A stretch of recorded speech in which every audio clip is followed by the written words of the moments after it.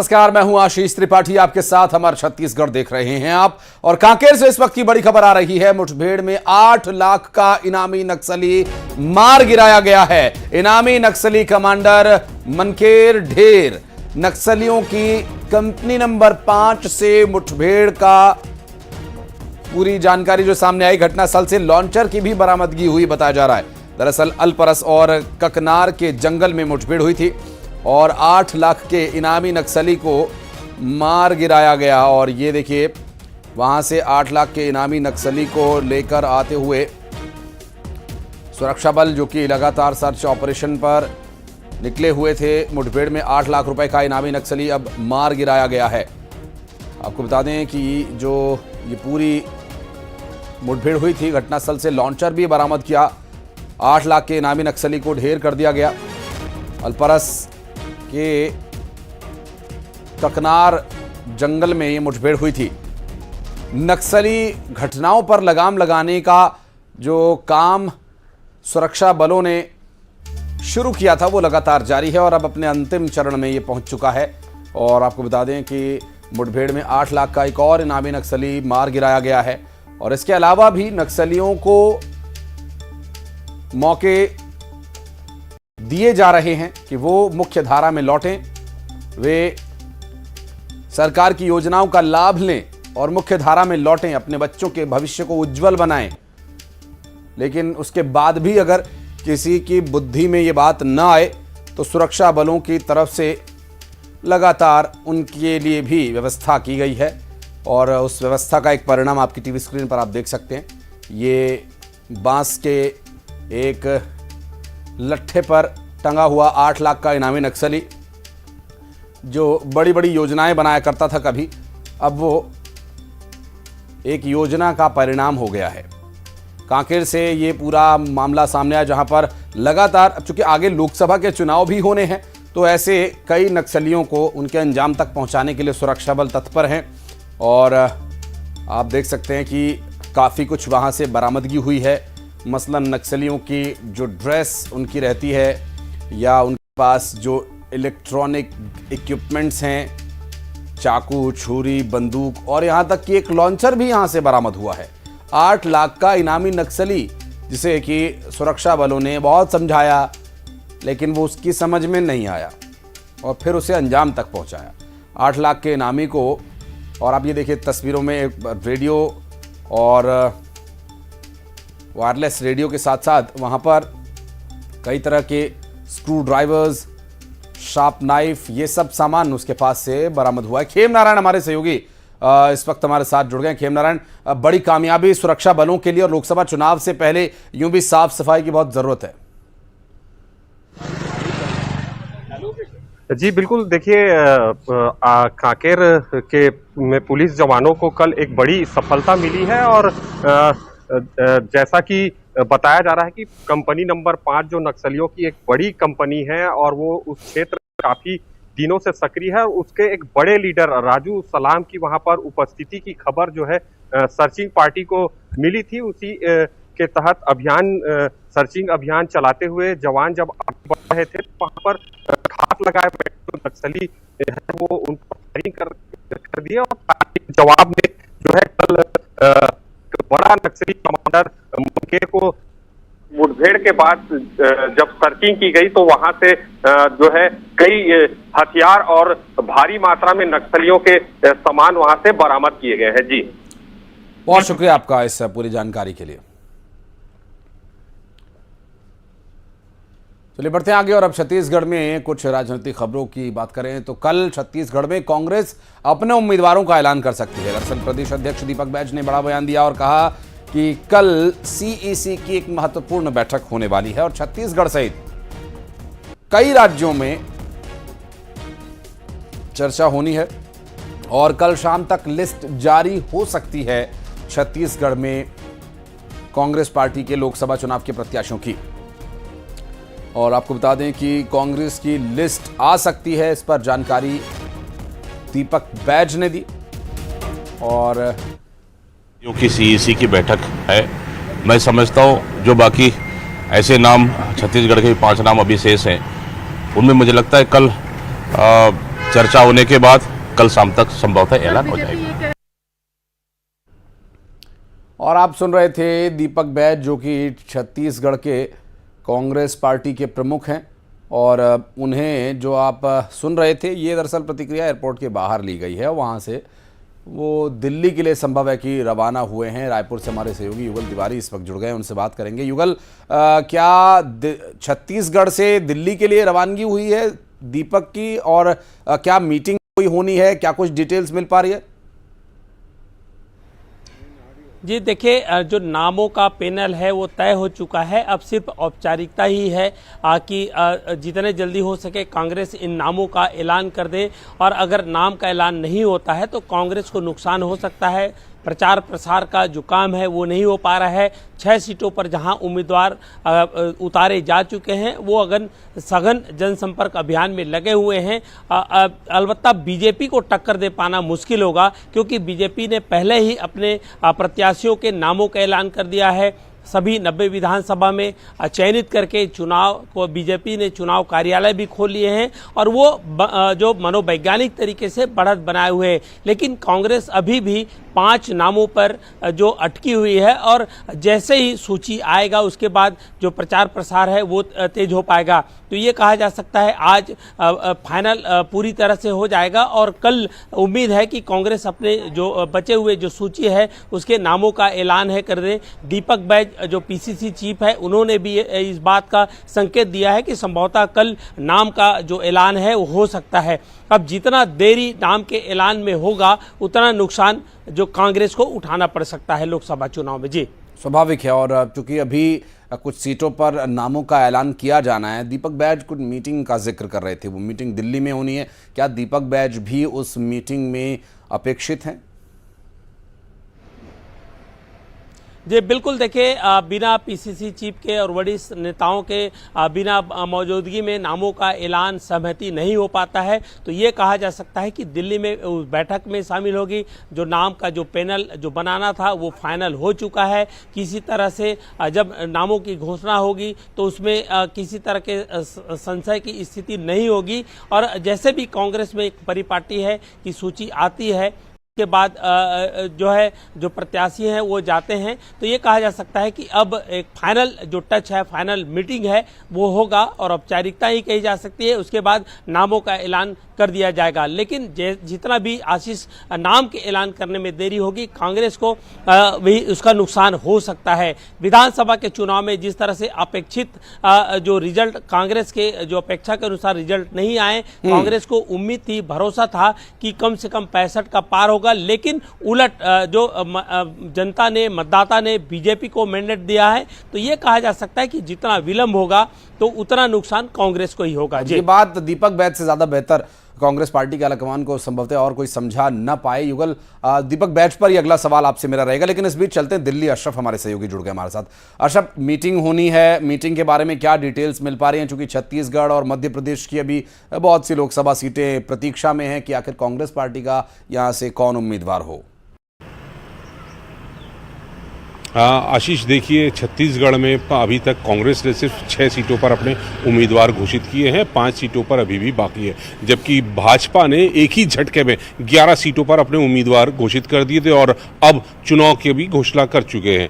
अब कांग्रेस बहुत ज़्यादा प्रेशर में है, दबाव में है, चुनाव की घोषणा हो चुकी है, बीजेपी अपने उम्मीदवार घोषित कर चुकी, लेकिन कांग्रेस अपने अभी उम्मीदवार भी तय नहीं कर पाई कि उसके 5 सीटों पे उम्मीदवार कौन होंगे। परसों केंद्रीय चुनाव समिति की बैठक है, उससे पहले CWC की बैठक होगी, उसमें घोषणा पत्र को लेकर जो प्रस्ताव इन्होंने रखे हैं, क्या क्या मुद्दे चुनाव में होने चाहिए, वो पास होंगे और फिर केंद्रीय चुनाव समिति की बैठक है। और उम्मीद यही की जा रही है कि इस बैठक में बची हुई जो 5 सीटें हैं, जो अलग अलग जहां पर पैनल बनाए गए थे, जो पेच फंसे हुए हैं, वो खत्म हो जाएंगे और केंद्रीय चुनाव समिति की जब बैठक खत्म होगी तो किसी एक निर्णायक स्थिति में होंगे कि 5 सीटों पर उम्मीदवार तय कर दिए गए और फिर उसके बाद देर शाम को या देर रात को कांग्रेस की तरफ से सूची जारी की जाएगी। कांग्रेस के पास प्लस ये है कि उनके सामने जो उम्मीदवार हैं वो चाहे क्षेत्रीय हों, जातिवाद की जातीय समीकरण के हिसाब से हों, या उनका जो किरदार है वो कैसा है, वो उनके सामने है। बीजेपी ने सब पत्ते खोल दिए उम्मीदवार, तो कांग्रेस को सिर्फ मंथन करना है कि हमें इस उम्मीदवार के सामने कैसा उम्मीदवार होना चाहिए जो मजबूत जिताऊ हो, तो सिर्फ उस पर उनको ज़्यादा फोकस करना है, इसलिए ज़्यादा उनको परेशानी नहीं होगी। लेकिन वो दबाव में इसलिए है क्योंकि उनके सामने वालों ने अपने उम्मीदवार चुनाव की घोषणा से पहले कर दिए। अब इस दबाव से कैसे निकलते हैं और वो अब बाकी जो 5 सीटें हैं बची हुई उस पर उम्मीदवारों का ऐलान कब करते हैं, इसके लिए थोड़ा इंतजार करना पड़ेगा। लेकिन उम्मीद यही की जा रही है कि परसों जब केंद्रीय चुनाव समिति की बैठक खत्म होगी तो उसके बाद देर शाम या देर रात को कांग्रेस अपनी उम्मीदवारों की सूची जारी कर देगी। युगल के पास अशरफ चलते हैं। वहां एक सवाल युगल मेरा रह गया था, वो सवाल ये कि क्या जो पहले फेज में बस्तर सीट पर वोटिंग होनी है उसके लिए पहला प्रयास होगा कांग्रेस पार्टी का, या पांचों की पांचों सीट पर फोकस रहेगा, क्योंकि बस्तर एक बहुत बड़ा फैक्टर रहेगा। क्या दीपक बैज फिर से यहां पर एक बार फिर से कांग्रेस पार्टी की पहली पसंद होंगे?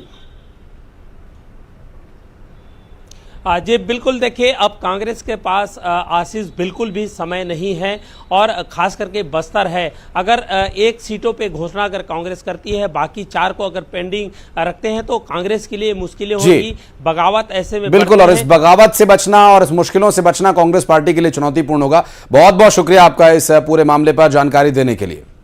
चलिए बढ़ते हैं आगे और रायपुर से एक बड़ी खबर आपको बता दें कि रायपुर में आचार संहिता लगते ही नगर निगम पूरी तरह से एक्शन में आ गया। बैनर्स, पोस्टर्स और जो होर्डिंग्स लगे हुए थे उन्हें हटाने का काम लगातार जारी है। चौक चौराहों से इस तरह की बहुत सारी तस्वीरें सामने आई हैं। अब ये देखिए तस्वीरें हम आपको जो दिखा रहे हैं, फ्लाईओवर्स पर जो पोस्टर्स, बैनर्स पॉलिटिकल पार्टीज ने लगाए हुए थे वो दरअसल अब हटाए जा रहे हैं और उन पोस्टर्स को हटाना निगम प्रशासन की जिम्मेदारी है। और छत्तीसगढ़ में चुनाव की तैयारियां जारी हैं। अतिरिक्त मुख्य निर्वाचन पदाधिकारी नीलेश महादेव क्षीरसागर ने कहा, क्या कुछ आइए जानते हैं। प्रदेश में 2 करोड़ 5 लाख वोटर्स है। इसमें 1 करोड़ 5 लाख लगभग के महिला वोटर्स है और बाकी बचे हुए पुरुष वोटर 1 करोड़ 2 लाख के लगभग है। तो इस तरह से पूरे मतदान यादी भी पूरी बनी है, लेकिन जो सतत प्रक्रिया के अंतर्गत अभी भी अगर कोई लोग छूटे हैं उनका नाम जोड़ा जा सकता है। इसके साथ बाकी सभी हमारे जो मतदान केंद्र है उसकी भी पूरी तैयारी हो चुकी है। जो एश्योर्ड मिनिमम फैसिलिटीज जिसको कहा जाता है AMF, यानी शौचालय हो, पानी की व्यवस्था हो, वो सभी व्यवस्थाएं भी सभी हमारे जो मतदान केंद्र है वहां पे की गई है। और रायपुर पश्चिम विधायक राजेश मूणत का बड़ा बयान। चुनाव की तैयारियों पर राजेश मूणत ने बयान दिया। बीजेपी आचार संहिता के पहले से ही फील्ड में डटी हुई है, जुटी हुई है। 90 विधानसभा क्षेत्रों में कार्यालय खुल चुके हैं। चुनाव प्रबंधन समिति, संचालन समिति बन चुकी है। प्रदेश की सभी 11 सीटों पर कमल खिलेगा। पार्टी के 11 प्रत्याशी घोषित हो चुके हैं। प्रत्याशी घोषित हो गए, यहीं तक नहीं, प्रत्याशियों पर जनसंपर्क भी प्रारंभ हो चुका है। लोकसभा चुनाव की दृष्टि से अलग अलग जगह लोकसभा के अंदर कार्यालय खुल चुके हैं। विधानसभाओं में भारतीय जनता पार्टी के कार्यालय खुल चुके हैं। 90 विधानसभाओं में पार्टी का चुनाव प्रबंधन समिति से लेकर संचालन समिति तक बन चुकी है। पार्टी निचले स्तर पर लगातार बैठकों का दौर, सम्मेलन का दौर प्रारंभ हो चुका है। हमारा लक्ष्य छत्तीसगढ़ की पूरी 11 सीटों पर भारतीय जनता पार्टी का कमल खिले। और कांग्रेस पर राजेश मूणत ने निशाना साधा। बागी नेताओं के कांग्रेस वापस ज्वाइन करने पर तंज कसते हुए कहा, कांग्रेस नेता पार्टी और प्रभारी पर सवाल उठाते थे, पैसे लेकर सीट बेचने का आरोप लगाते थे। दीपक बैज के बयान पर पलटवार भी उन्होंने किया।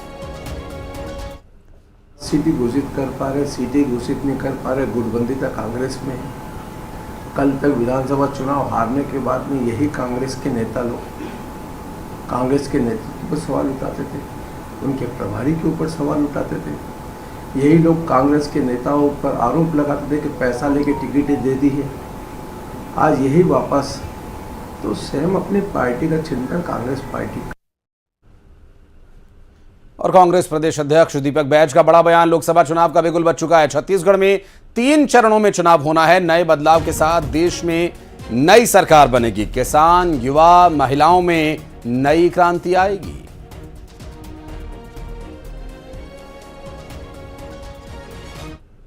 पर्व में एक बिगुल बज चुका है और आने वाला समय में छत्तीसगढ़ में 3 चरणों में चुनाव होना है और लोकतंत्र की इस महापर्व में इस समय नए बदलाव के साथ देश में नई सरकार बनेगी और एक किसान, युवा, माता बहनों में एक नई क्रांति आएगी।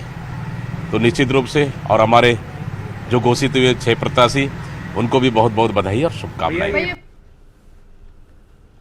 और जगदलपुर में अपहरण के आरोपी को गिरफ्तार किया गया। पुलिस ने 5 आरोपियों को गिरफ्तार किया। भिलाई और दुर्ग के रहने वाले आरोपी व्यापारी का उसके दुकान से अपहरण किया गया था। ओडिशा और की ओर भागे थे बदमाश। दरअसल आपको बता दें कि पुरानी रंजिश में ये पूरी साजिश रची गई थी। भानपुरी थाना क्षेत्र का यह पूरा मामला।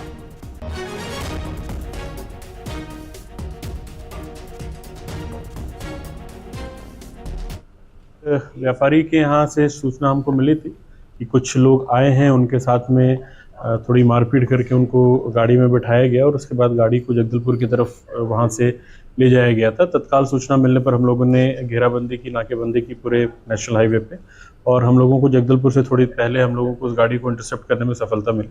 हमने गाड़ी को पकड़ लिया है और गाड़ी से जो व्यक्ति जिनको उठाकर ले जा रहे थे उनको सुरक्षित निकाल लिया गया है और जो 4-5 व्यक्ति जो आकर के जिन्होंने मारपीट की थी और गाड़ी में बिठाया था उनको भी उन्होंने पकड़ लिया है। सभी की पूछताछ अभी जारी है।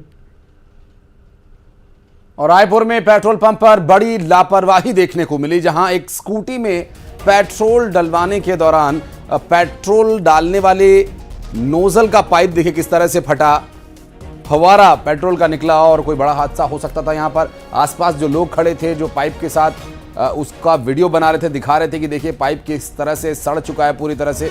अचानक वो पाइप फट गया। पेट्रोल टंकी हटो, हटो। मैं इसी का भी यूट्यूब में डालूंगा ना। ये पेट्रोल टंकी है, कौन सी पेट्रोल टंकी है? ये काली ये हटो से। ये पेट्रोल टंकी हटो, हटो। और बलौदाबाजार में रिश्वतखोर पटवारी को निलंबित कर दिया गया। रिश्वत लेने के आरोप में पटवारी निलंबित किया गया। आपको बता दें कि लवन विकास खंड के ग्राम सरखोर में पदस्थ था पटवारी। बृहस्पति प्रधान 5,000 रुपए की रिश्वत मांगी थी। कलेक्टर ने पटवारी पर कार्रवाई की।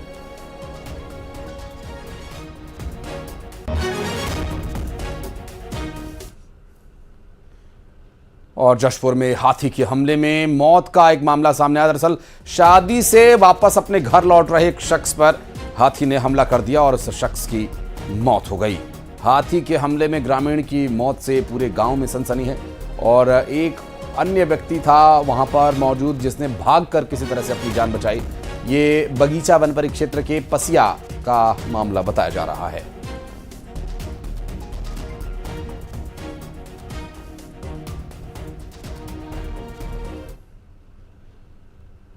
अंबिकापुर में पुलिस ने ऑटो संघ की बैठक की और बैठक में ऑटो और ई रिक्शा चालकों को यातायात नियमों का पालन करने के निर्देश दिए गए। यात्रियों से अच्छा व्यवहार और निर्धारित शुल्क लेने के लिए भी कहा गया।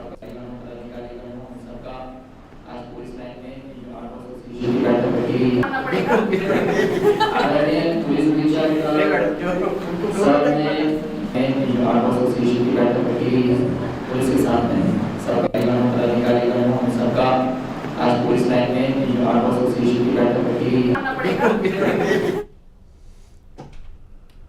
और लोकसभा चुनाव के ऐलान के साथ ही अब प्रशासन पूरी तरह से एक्शन मोड में है। आपको गरियाबंद और अंबिकापुर की कुछ तस्वीरें दिखाते हैं, जहां पर आदर्श आचार संहिता लगते ही प्रशासन ने सियासी दलों के प्रचार वाले बैनर पोस्टर्स हटाने का काम शुरू कर दिया। प्रशासन ने राजनीतिक दलों की प्रचार सामग्री को सड़कों से, सार्वजनिक जगहों से हटाने का काम शुरू कर दिया है। तो ये गरियाबंद और अंबिकापुर की तस्वीरें हैं और आपको कोरबा और बिलासपुर की तस्वीरें भी दिखाएंगे, जहां चुनाव की तारीखों का ऐलान होने के साथ ही प्रशासन पूरी तरह से मुस्तैद है। शहर में जो भी प्रचार सामग्री है किसी भी राजनीतिक दल की, उसे अब हटाया जा रहा है।